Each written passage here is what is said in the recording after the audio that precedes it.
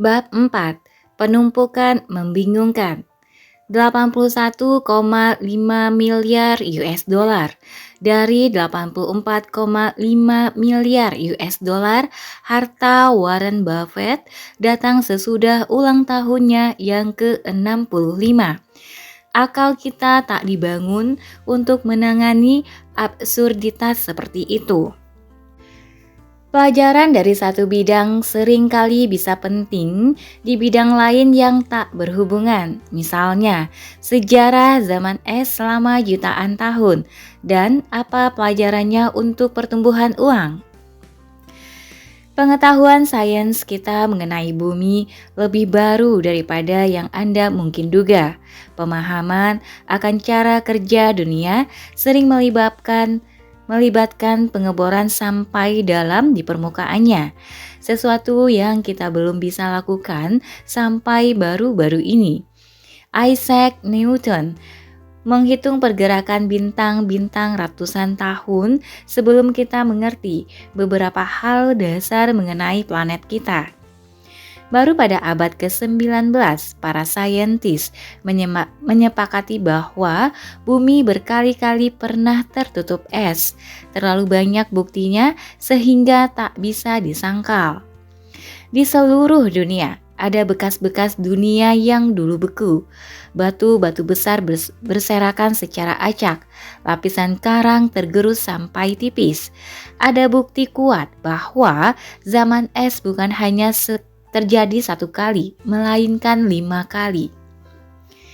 Jumlah energi yang dibutuhkan untuk membekukan planet, melelehkannya, dan membekukannya lagi sangat besar. Apa yang mungkin menyebabkan siklus itu? Pastilah kekuatan terbesar di planet ini. Dan memang demikian. Namun, bukan dengan cara yang diduga siapapun. Ada banyak teori mengenai mengapa zaman es terjadi. Untuk menjelaskan pengaruh besar zaman es dalam geologi, teori-teorinya juga besar.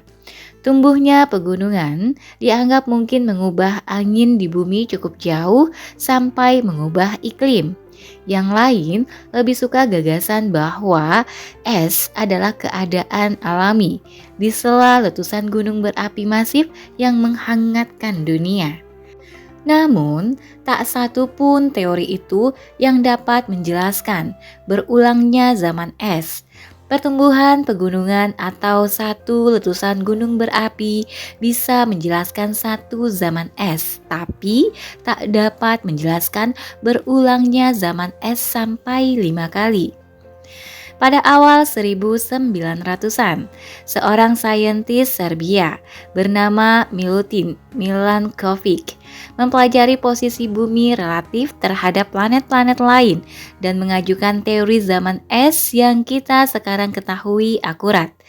Tarikan gravitasi matahari dan bulan mempengaruhi gerak dan kemiringan bumi terhadap matahari. Dalam bagian-bagian siklus itu yang bisa berlangsung puluhan ribu tahun, tiap belahan bumi mendapat lebih banyak atau lebih sedikit radiasi matahari daripada biasanya. Itu yang bikin seru. Teori Milankovic awalnya berasumsi bahwa kemiringan belahan-belahan bumi menyebabkan musim dingin yang cukup dingin untuk mengubah seluruh planet jadi es. Namun, seorang ahli meteorologi Rusia bernama Vladimir Koppen menggali karya Milankovic lebih dalam dan menemukan nuansa menarik. Biang keladinya bukan musim dingin yang dingin, melainkan musim panas yang sejuk. Awalnya, ketika satu musim panas tak pernah cukup panas untuk melelehkan salju dari musim dingin sebelumnya. Dasar es yang tersisa mempermudah salju menumpuk pada musim dingin berikutnya, yang menambah peluang salju bertahan pada musim panas berikutnya.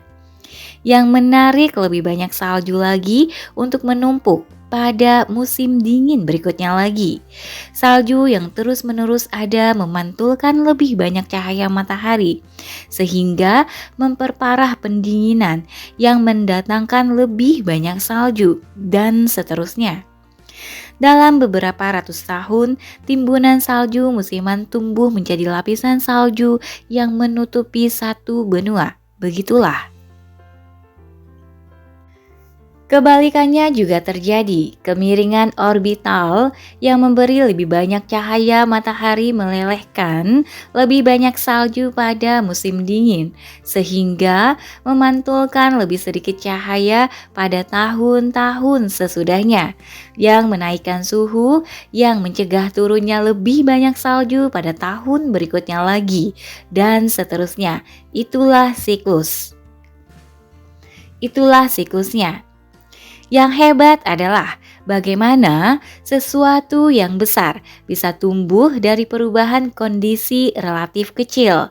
Awalnya, lapisan tipis salju yang tersisa karena musim panas sejuk yang tak terpikirkan orang, kemudian dalam sekejap secara geologis, seluruh bumi tertutup es setebal 1 kilometer.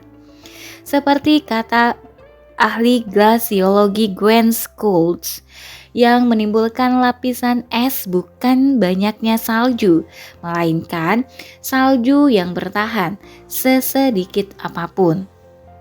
Pelajaran besar dari zaman es adalah bahwa Anda tak perlu kekuatan besar untuk menciptakan hasil besar. Jika sesuatu bisa menumpuk, compound, jika sedikit pertumbuhan menjadi dasar pertumbuhan berikutnya, dasar kecil pada awal bisa mengarah ke hasil yang begitu luar biasa, sampai tampak bertentangan dengan logika. Saking bertentangannya, Anda meremehkan kemungkinannya, tak menyadari dari mana pertumbuhan berasal dan apa yang bisa dihasilkannya. Begitu juga dengan uang. Lebih dari 2.000 buku membahas bagaimana Warren Buffett membangun kekayaannya. Banyak yang bagus, namun hanya sedikit yang cukup memberi perhatian ke fakta paling sederhana. Harta Buffett bukan hanya karena dia investor hebat, melainkan karena dia investor hebat sejak masih anak-anak.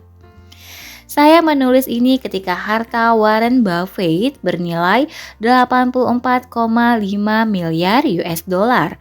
Dari jumlah itu, 84,2 miliar dolar terkumpul sesudah ulang tahunnya yang ke-50. 81,5 miliar US dollar datang sesudah dia memenuhi syarat social security pada pertengahan umur 60-an.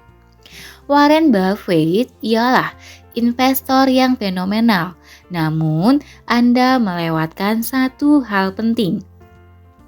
Jika menganggap semua keberhasilannya disebabkan keahlian investasi, kunci keberhasilan Buffett yang sebenarnya adalah bahwa dia sudah jadi investor fenomenal selama 3/4 abad. Andai dia mulai berinvestasi pada umur 30-an dan pensiun pada umur 60-an, mungkin hanya sedikit orang yang bakal kenal dia. Lakukan percobaan pikiran berikut. Buffett mulai berinvestasi serius ketika berumur 10 tahun. Waktu dia berumur 30, hartanya sudah 1 juta US dollar atau 9,3 juta US dollar kalau disesuaikan dengan inflasi. Bagaimana jika dia orang yang lebih normal, menghabiskan masa remaja dan dewasa muda menjelajah dunia dan mencari apa yang dia suka? Dan pada umur 30, hartanya misalnya 25.000 US dollar. Dan anggap dia masih bisa mendapat hasil investasi tahunan luar biasanya 22% per tahun. Tapi dia berhenti berinvestasi dan pensiun pada umur 60 untuk bermain golf dan mengasuh cucu. Kira-kira berapa hartanya hari ini? Bukan 84,5 miliar US dollar, 11,9 juta US dollar, 99,9% lebih kecil daripada harta Warren Buffett sebenarnya. Semua keberhasilan finansial Warren Buffett bisa dihubungkan dengan dasar finansial yang dia bangun sejak kecil dan panjangnya umur dia. Keahliannya adalah investasi, tapi rahasianya adalah waktu. Begitulah cara kerja penumpukan. Pikirkan dengan cara lain. Warren Buffett investor paling kaya sepanjang masa. Namun, dia sebenarnya bukan yang paling hebat. Minimal bukan kalau diukur dengan hasil rata-rata tahunan.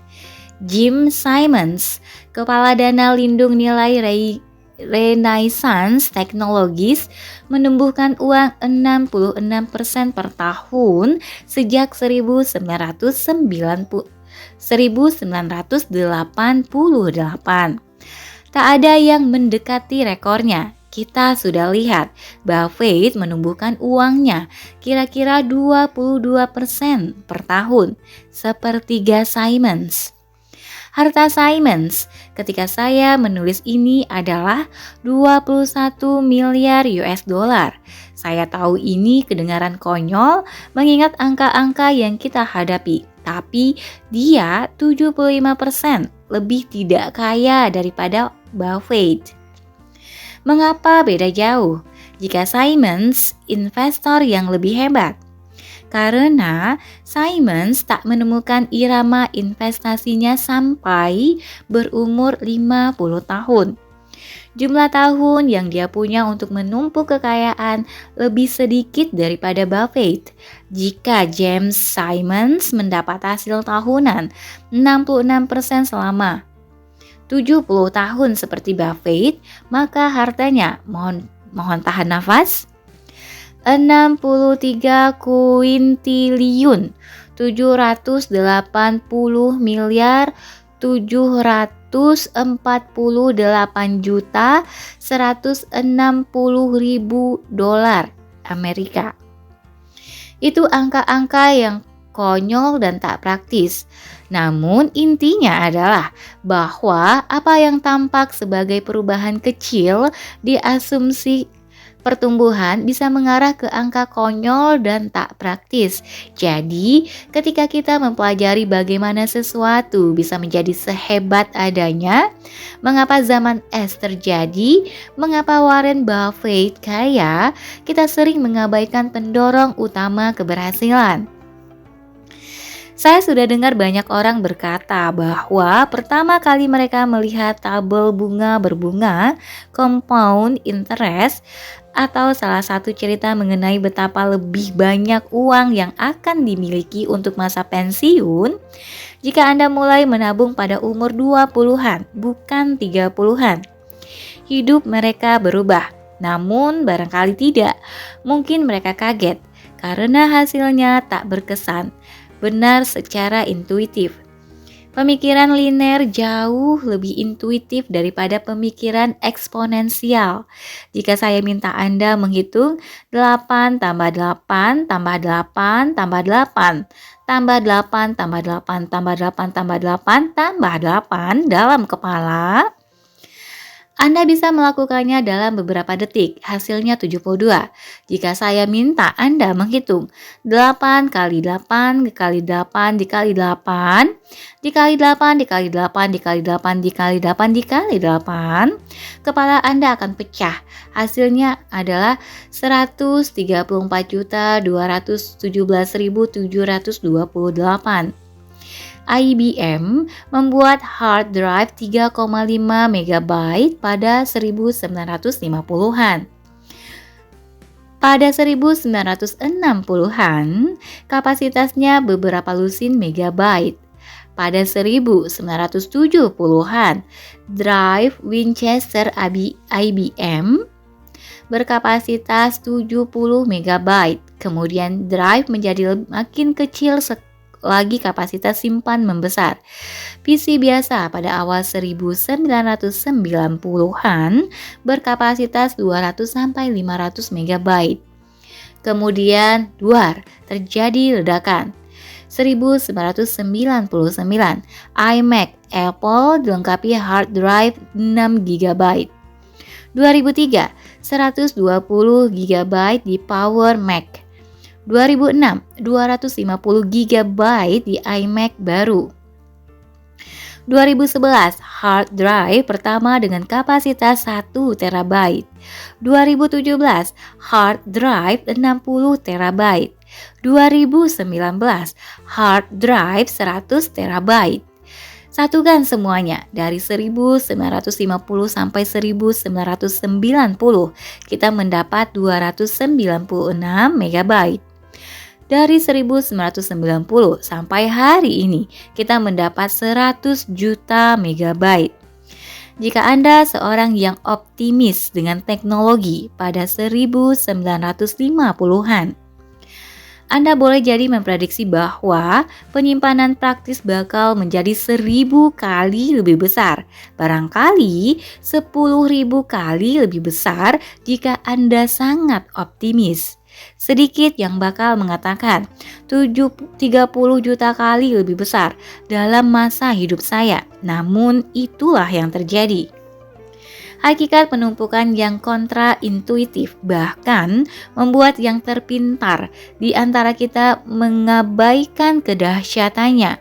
Pada 2004, Bill Gates mengkritik Gmail yang baru hadir, bertanya mengapa orang bakal perlu menyimpan 1 GB.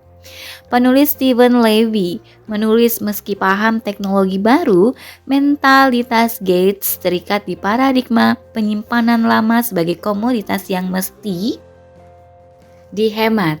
Kita tak pernah terbiasa dengan betapa cepat hal-hal bisa tumbuh. Bahayanya di sini adalah bahwa ketika penumpukan tak intuitif, kita sering mengabaikan potensinya dan memutuskan perhatian untuk menyelesaikan masalah melalui cara lain. Bukan karena kita berpikir berlebihan, melainkan karena kita jarang berhenti sejenak untuk mempertimbangkan potensi penumpukan. Ada tak satu pun dari 2000 buku yang membedah keberhasilan Buffett berjudul "Bapak ini telah berinvestasi secara konsisten selama 3/4 abad". Namun, kita tahu bahwa itu kunci sebagian besar keberhasilannya. Memang sukar memikirkan matematikanya karena tidak intuitif. Ada buku-buku mengenai siklus ekonomi, strategi trading, dan pilihan sektor. Namun, buku paling dahsyat dan penting seharusnya dijuduli "Diam dan Tunggu". Isinya hanya 1 halaman dengan grafik pertumbuhan ekonomi jangka panjang. Pelajaran praktisnya adalah bahwa penumpukan yang kontraintuitif boleh jadi bertanggung jawab atas mayoritas trading mengecewakan, strategi buruk, dan upaya investasi sukses.